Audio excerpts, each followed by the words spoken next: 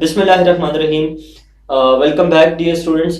आज का जो हमारा टॉपिक ऑफ डिस्कशन है वो है नॉमेनक्लेचर ऑफ कार्बोक्सिलिक एसिड्स। तो बहुत सिंपल रूल्स हैं। कॉमन नेम्स भी हम कार्बोक्सिलिक एसिड्स को देते हैं और उसके बाद उनके जो आईयूपीएसी नेम्स हैं, आयोपैक नॉमेनक्लेचर जिसको बोलते हैं, वो भी। तो हम दोनों यहाँ पर डिस्कस कर लेते हैं। हमारा टॉपिक है nomenclature of carboxylic acids. Nomenclature of carboxylic acids. अच्छा, सबसे पहले अगर हम कॉमन नेम्स की बात करें कि कॉमन नेम्स इनके क्या हिसाब किताब है कॉमन नेम्स का, तो जितने भी कार्बोक्सिलिक एसिड्स के कॉमन नेम्स हैं, कार्बोक्सिलिक एसिड्स को हम कॉमन नेम्स देते हैं तो वो उनके सोर्स की बेस के ऊपर देते हैं। ठीक है जी, जिस सोर्स से वो हमें मिलते हैं उसकी उसकी ही बेस पे हम उसको नाम दे देते हैं। फॉर एग्जांपल मैं 3-4 आपके सामने इसकी एग्जांपल्स पेश करता हूँ तो आपको समझ आ जाएगी। फॉर एग्जांपल अगर हम फॉर्मिक एसिड का आपने नाम सुना होगा, फॉर्मिक एसिड। ठीक है जी। अब फॉर्मिक एसिड जो है ये एक लैटिन वर्ड है जिसका नाम है फॉर्मिका। ठीक है, फॉर्मिका। फॉर्मिका कहते हैं आंट को। तो ये जो फॉर्मिक एसिड होता है ये फॉर्मिका आंट से लिया जाता है। तो इसकी फॉर्मिका आंट की बुनियाद पे इसका नाम भी फॉर्मिक एसिड रख दिया जाता है। ठीक है। फिर इसी तरह अगर हम एसिटिक एसिड की बात करें, एसिटिक एसिड की बात करें तो इसका जो सोर्स है ये विनेगर है। ठीक है जी। फिर इसी तरह एक और है जिसका नाम है ब्यूटायरिक एसिड। Butyric acid. तो ब्यूटायरिक एसिड जो है ये ब्यूटायरम से लिया जाता है। ब्यूटायरम, इसको कहते हैं बटर, यानी कि ब्यूटायरम का मतलब बटर।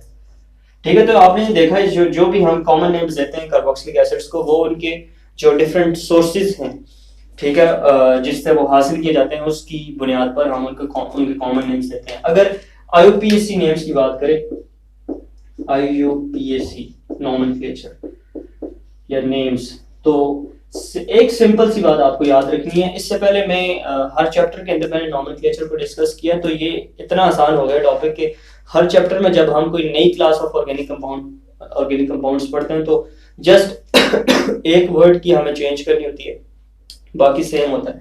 तो आईयूपीएसी नेम्स की नेम्स जब हम कार्बोक्सिलिक एसिड्स को दे रहे होते हैं तो क्या होता है, हमने अल्केन्स है ना, अल्केन्स, ठीक है, अल्केन्स के आखिर में से ई रिमूव करना है। ठीक है। ई रिमूव करके इसकी जगह पे आपने लगाना है OIC और साथ में एसिड डाल देना है। ठीक है, OIC लगाना है और एसिड डाल देना है। फॉर एग्जांपल मेरे पास है CH3COOH। ठीक है। अब आप इसमें देखें 1 और 2 कार्बन से नंबरिंग होगी इस तरह से, जिस तरह से फंक्शनल ग्रुप है, यहां से ये नंबर 1 कार्बन होगा। अगर मैं इसको नाम देना चाहूं तो देखें 2 कार्बन वाले को हम कहते हैं इथेन। ठीक है। तो इथेन से मैं ई हटा के, आगे जो ई आता है ये हटा के मैं इसकी जगह OIC लगा दूं और साथ में एसिड का वर्ड ऐड कर दूं, तो इसका नाम है इथानोइक एसिड। ठीक है। फिर इसी तरह अगर मैं नंबर ऑफ कार्बन एटम थोड़े ज्यादा कर देता हूं, CH3CH2COOH। अब आप इसमें देखें, इसमें 1, 2 और 3 नंबर ऑफ कार्बन एटम्स हैं, तो नंबरिंग डेफिनेटली इसी तरफ से होगी। ठीक है। और 3 वाले को हम कहते हैं प्रोपेन। ठीक है। प्रोपेन के आखिर में से जो ई है वो मैं इसके साथ नहीं लगाता। ठीक है, मैं OIC लगा देता हूं। ठीक है, और साथ में एसिड, तो प्रोपेनोइक एसिड इसका नाम हो गया। ठीक है। फिर अब यहाँ पर एक चेंजिंग ये आ सकती है, एक कैजुअलिटी आ सकती है कि जो कार्बोक्सिलिक ग्रुप फंक्शन, जो कार्बोक्सिलिक फंक्शन ग्रुप है उसके साथ वाले कार्बन के ऊपर सब्स्टिट्यूएंट आ सकता है। फॉर एग्जांपल यहाँ पर एक हाइड्रोजन है, इसके साथ यहाँ पर सब्स्टिट्यूएंट लगा हुआ है कोई क्लोरीन। तो सिंपल वही तरीका है कि आपने नंबरिंग इसी तरफ से करनी है। कार्बोक्सिलिक ग्रुप जो जितने भी फंक्शनल ग्रुप्स हैं, जब भी हम नंबरिंग कर रहे होते हैं तो कार्बोक्सिलिक ग्रुप जो है, ये बात याद रखिएगा, वो प्रायोरिटी लिस्ट के ऊपर के अंदर टॉप पे आता है। तो ये जो कार्बोक्सिलिक फंक्शनल ग्रुप है ये टॉप पे आता है, नंबरिंग हमेशा इसी तरफ से होती है।